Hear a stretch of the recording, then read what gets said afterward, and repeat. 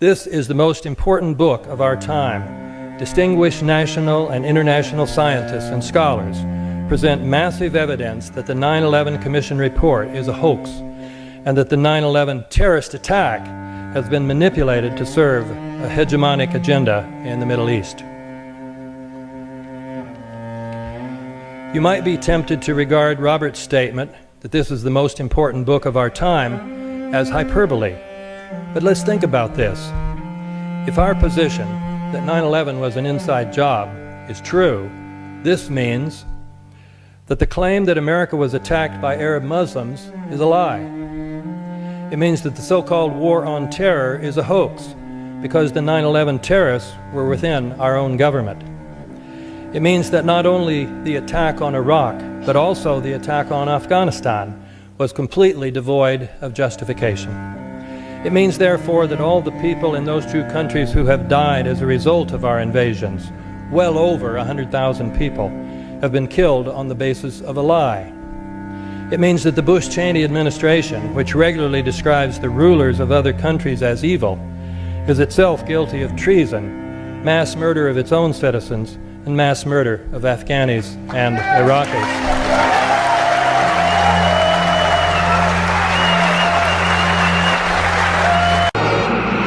Of doom is about to begin its reign of terror.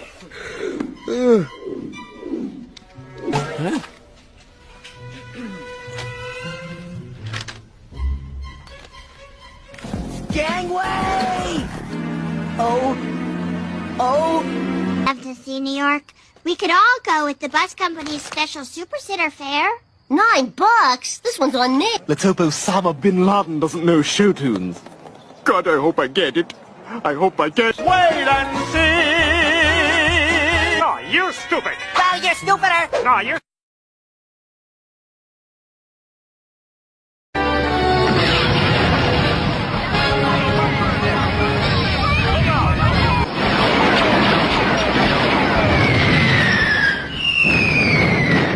It's time.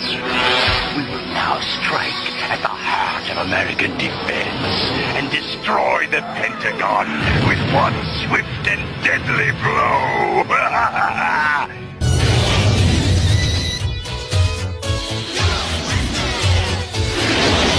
Ghostbusters to tower! We're coming in!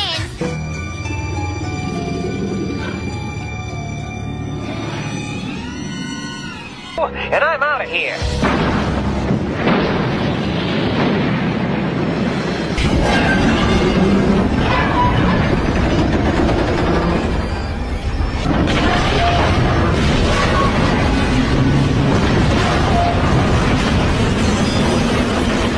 The towers are falling!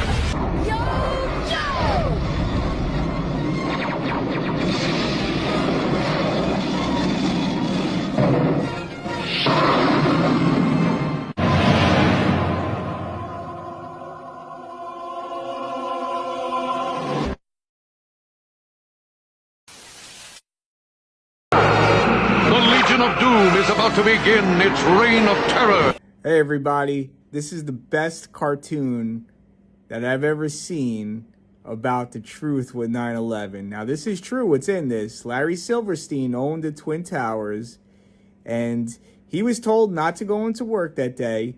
And not only was he told not to go into work that day, he also did add and up terrorism insurance on the towers before the attacks.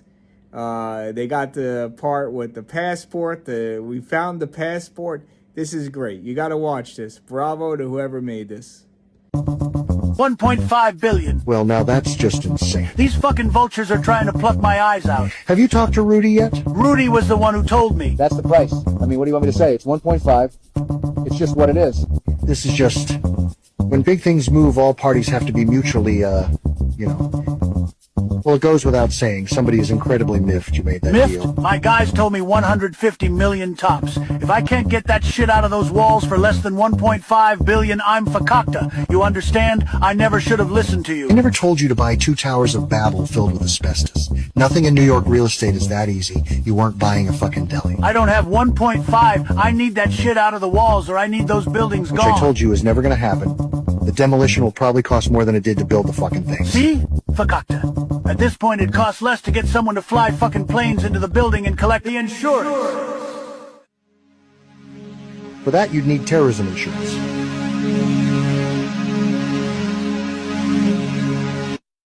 I'll call you back. Deborah! I'm right here, sir. Oh, I need you to find out what kind of terrorism insurance we've got on those piece of shit towers.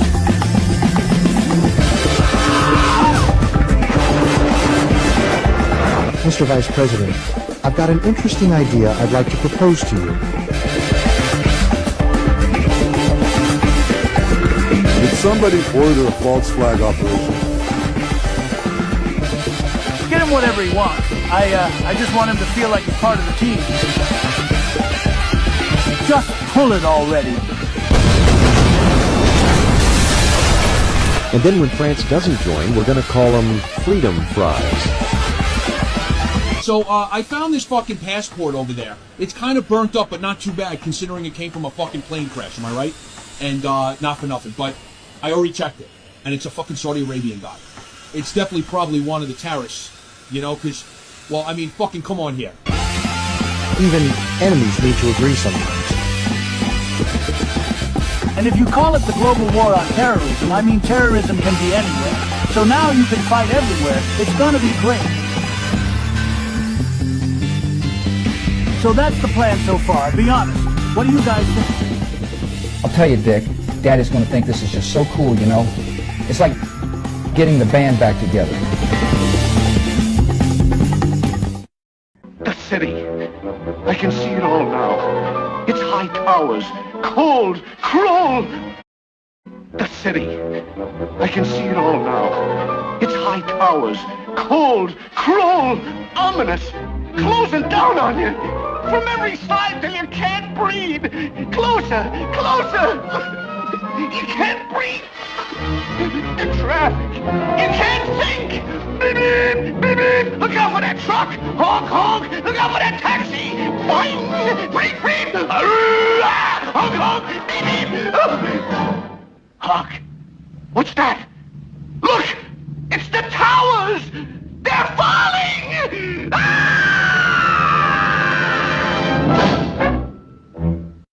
The Zionists clearly believe that there are upper Jews and lower Jews, and they have no compunction about killing lower Jews as part of furthering their ends. The Shabbat supremacists have absolute dogma that says that all Gentiles, all Goyim, are animals and can be killed, and you should not lift a finger to help them. Two major Zionist oversteps. The first is Senate 720, in which they make it a felony to criticize Israel and call for a boycott of Israeli products. This is never mind the First Amendment, never mind freedom of speech. We have over 100 members of Congress in the Senate and the House that have co-sponsored this bill to make it a felony to criticize Israel. The second overstep was there are 23 states across the United States, including Louisiana, Texas, and Florida, where you must swear an oath of loyalty to Israel before you can have a state contract to receive disaster relief. You must actually sign a pledge that you have never boycotted Israel and will never boycott Israel. I think our top 1% have been to some extent possessed by the devil. Okay? And let's just leave it at that. Possessed by whom, by how, I don't care. They've been possessed. They are evil. So then you have the Rothschilds. You have the Queen of England, the core of the British Empire, represented by MI6 and others who will do anything at all to further the empire. There's a lot of people that believe that the Americans did not win the War of Independence. In fact, the British just went underground with Freemasons and Knights of Malta and other secret societies. There's actually a wonderful book called Caesar's Messiah, which makes the case that the Catholic Church was created by Caesar as a psychological operation to basically get everybody to turn the other cheek and render unto Caesar that which is Caesar's. But I've come to believe that all religions that seek to become intermediaries between people and God are fake. They're basically pyramid schemes. They're Ponzi schemes. They're a way of collecting lots of money for a very few that live in glorious luxury. And one of the things that concerns me is how many of our evangelical and Pentecostalists are addicted to cocaine and are gay. We've got some real worms in this out. Many of them have been bribed by the Zionists. What they don't understand is that true Zionism makes Christianity illegal. I think our top 1% have been to some extent possessed by the devil. Since 1885, the Rothschilds were trying to start a world war because the Zionist International Congress at Basel, Switzerland, has called for 3 world wars. At the end of the Third World War, they would control the entire world. 1 billion Christians are fighting a war to the death against 1 billion Muslims, which will leave Israel in charge of the world, which was predicted at the 6th International Zionist Congress in Basel, Switzerland in 1896. So after the Zionist Congress in 1896, you had World War I, World War II, and now we have World War III. At the end of World War I, the Rothschilds organized a number of groups called, one was the Royal Institute of International Affairs in London. It's called Chatham House, and that is the think tank of all of Europe today.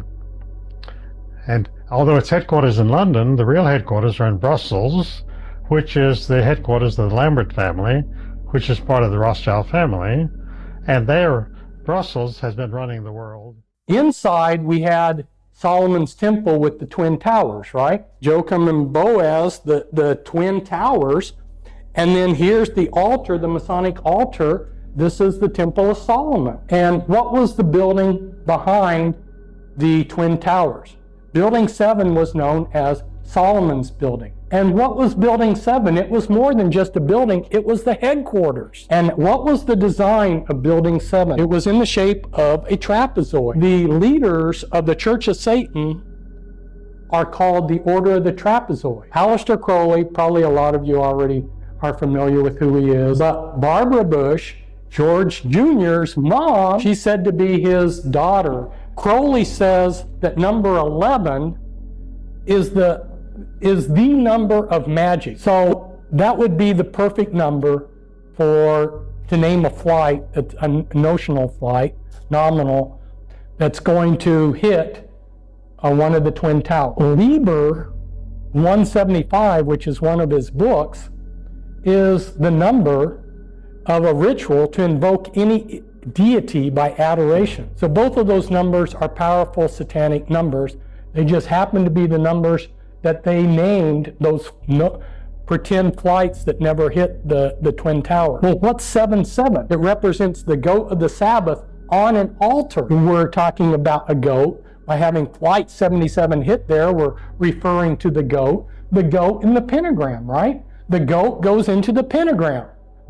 Wow, I mean, that's the perfect ritual. Flight 93 just disappeared into the ground. What does 93 mean in terms of Satanism? It is a code word for do what thou wilt, which is a satanic proverb. When they go to write a letter, a message, like Aleister Crowley, what he would do is he would write 93 at the top of the message, and at the end of the message, he'd write 9393, the end of message. So 93 means that a message is going to be sent. The message, let's roll. And they named that flight, Flight 93. There is a cosmic law that is absolutely irrefutable that says that the cabal is not allowed to shoot the Red Cross workers.